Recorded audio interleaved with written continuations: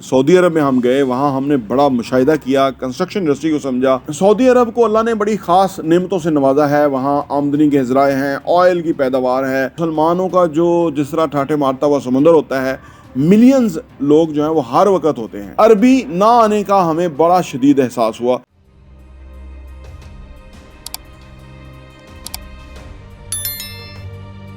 बिस्मिल्लाहिर्रहमानिर्रहीम, अस्सलाम वालेकुम रहमतुल्लाहि व बरकातहू। मेरा नाम अहमद अकील है, आप देख रहे हैं प्रॉपर्टी विजन टीवी। सऊदी अरब में हम गए, वहाँ हमने बड़ा मुशाहिदा किया, कंस्ट्रक्शन इंडस्ट्री को समझा, होटल इंडस्ट्री जिस तरह से काम कर रही है, किस तरह से वो ऑपरेट कर रहे हैं, किस तरह से वो रेवेन्यू कमा रहे हैं। इन तमाम मौज़ूआत के हवाले से जो हमारी मुशाहिदा रहा, वहाँ गुफ्तगू हुई रही, वो क्या थी, उससे हम कैसे लर्न कर सकते हैं अपने मुल्क के अंदर।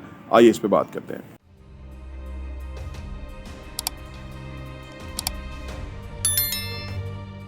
Welcome back.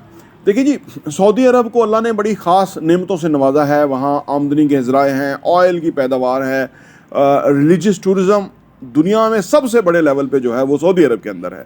और कोई जो मुल्क है वो इतने बड़े लेवल पे रिलीजियस टूरिज़म नहीं है जो कि सऊदी अरब में हमें नज़र। वेटिकन सिटी में होगी शायद, हमारा इत्तेफाक नहीं जानेगा, लेकिन शायद इससे बड़ी नहीं है वहाँ पे, क्योंकि यहाँ मुसलमानों का जो जिस तरह ठाठे मारता हुआ समंदर होता है, मिलियंस लोग जो हैं वो हर वक्त होते हैं। और रमज़ान और हज में तो तादाद बहुत ही ज़्यादा हो जाती है। ट्रांसपोर्ट इंडस्ट्री है, होटल इंडस्ट्री है, यानी हर तरह के वहाँ पे बिजनेसेस हैं जो कि फ्लोरिश होते हैं। इस दौरान वहाँ कंस्ट्रक्शन इंडस्ट्री भी काम कर रही है। एक बात तो बड़ी एक चीज़ का शदीद एहसास हुआ ज़िंदगी के अंदर कि आप किसी भी अपनी लैंग्वेज के अलावा दूसरी लैंग्वेज ज़िंदगी में ज़रूर सीखें जब भी आपको मौका मिले। ये इतना बड़ा इनाम है, तोहफ़ा है, अगर आपके पास हो, इतना बड़ा हथियार है कि आप वहाँ जाके बहुत कुछ सीख सकते हैं, जान सकते हैं। अरबी ना आने का हमें बड़ा शदीद एहसास हुआ कि अगर हमें अरबी आती होती तो अरबी लोग जो हैं वो बहुत सादा हैं, उनके साथ बड़ी अच्छी गुफ्तगू हो सकती है, उनके साथ जो अपने एक्सपीरियंसेस हैं वो शेयर हो सकते हैं। लेकिन बीच में बैरियर जो अरबी का था, और ज़्यादा अरबीज़ को इंग्लिश नहीं आती। यंग लड़कियों को तो इंग्लिश आती है, वो तो सही थे, लेकिन जो असल में बिजनेसेस रन कर रहे हैं वो अरबी जो है वो ज़्यादा इंग्लिश नहीं समझते। तो ये एक प्रॉब्लम रहा। लेकिन हमने जो मुशाहिदा किया उसके तहत हमने ये देखा कि पहली बात तो यह है कि बिल्डिंग वगैरह बनाना अरबीज़ को अलाउ है, पाकिस्तानियों को, बंगालियों को, इंडियन वगैरह ये काम नहीं कर सकते। अदर नेशनलिटी के लोग जो हैं वहाँ जाके प्रॉपर्टी ख़रीद के बना के बेच नहीं सकते जैसे हम यहाँ करते हैं।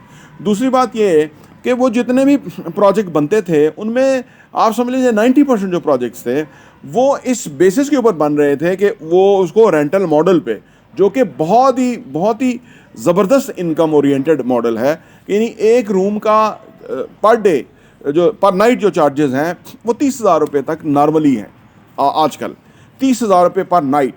तो इसका मतलब है ये बहुत ही ज़बरदस्त इनकम है जो कि वहाँ से आ सकती है उनको। और इसलिए वो जो भी बिल्डिंग बनाते हैं वो उसको फंदक के मॉडल पे बनाते हैं, रूम्स बनाते हैं, उसमें जदीद टेक्नोलॉजी इन्वॉल्व करते हैं।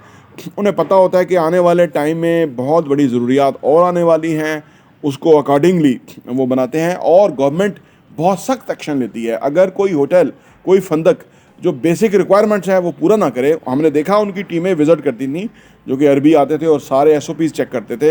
अगर कोई फुलफिल ना करे तो उसको सील कर देते हैं। बहुत सारे होटल जो हैं वो सील हुए, उनको फ़ाइन हुआ और वो बंद पड़े हुए थे, हालांकि बहुत आलीशान बिल्डिंग्स थी। तो वहाँ एक कानून नज़र आता है, कानून अप्लाई होता है, कानून की एक्सेप्टेंस है और कानून की असल में हुक्मरानी है। लेकिन अरबी ज़्यादातर जो बिल्डिंग बनाते हैं वो बिल्डिंग्स बनाते हैं जिसके अंदर वो रेंटल मॉडल पे डालेंगे और उनको बहुत ज़्यादा कराया जाएगा।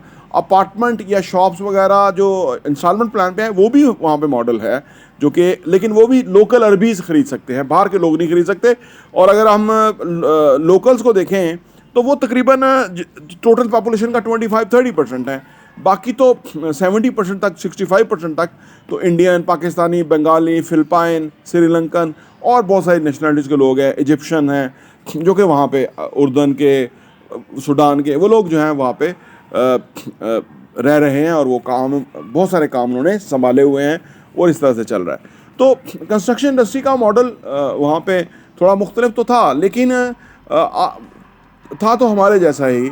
लेकिन एक और बहुत बड़ा जो प्लस है किंगडम ऑफ सऊदी अरब होने के नाते कि किंगडम ऑफ सऊदी अरब किसी भी इलाके में चली जाए और वो कहे कि ये बिल्डिंग आप हमारे हवाले करें और ये हमने रेट तय किया है कंस्ट्रक्शन का, ये आपको पैसा मिलेगा, लैंड का ये पैसा मिलेगा और ये डेट है 3 महीने 6 महीने तक या 1 साल तक आपने इसको एम्प्टी कर देना, खाली कर देना, सो दैट कि हम इसको डिमोलिश करें और यहाँ पे डिफरेंट प्रोजेक्ट बनेंगे, तो वो लोग एक्सेप्ट करते हैं क्योंकि वो बादशाहत है, वो जो हुक्म देते हैं वो उसको हुक्म को वो कबूल किया जाता है। और ये नहीं किसी की ज़्यादती होती, पैसा पहले दिया जाता है उनको ताकि वो अपना कोई और इंतज़ाम कर लें। तो इसी तरह वहाँ मदीना शरीफ में हमने देखा कि वो बंगाली मार्केट के करीब जो बहुत बड़ा एरिया था उसको बहुत सारे को गिरा के डिमोलिश करके मैदान कर दिया गया और उसके बाद वहाँ पे कम्प्लेक्स यानी बड़ी बड़ी बिल्डिंग्स बनेंगी जो कि आने वाले 50-100 साल तक वो करेंगी। तो कंस्ट्रक्शन इंडस्ट्री का जो मेयार जो काम है वो थोड़ा सा डिफरेंट है। गवर्नमेंट की हुकूमती सतह पे ज़्यादा नज़र आया, बड़ा लेवल पे नज़र आया, प्राइवेट सेक्टर पे भी था, लेकिन हुकूमती सतह का जो काम था वो तो आप उसका अंदाज़ा नहीं कर सकते किस बड़े स्केल के ऊपर वो काम था। और फिर वो डिफरेंट इंटरनेशनल कंपनीज़ को प्रोजेक्ट अवार्ड करते हैं और वो फिर काम बहुत स्पीडी होता है, 24 आवर्स होता है और डेडलाइन ड्रिवन होता है और क्वालिटी कंस्ट्रक्शन जो है वो होती है। तो ये सारा कुछ हमने वहाँ ऑब्ज़र्व किया अपनी इंडस्ट्री के हवाले से और इंशाल्लाह गाहे बगाहे आपके साथ और तफसीलात शेयर करते रहेंगे। प्रॉपर्टी इंटरव्यू देखने का बहुत बहुत शुक्रिया।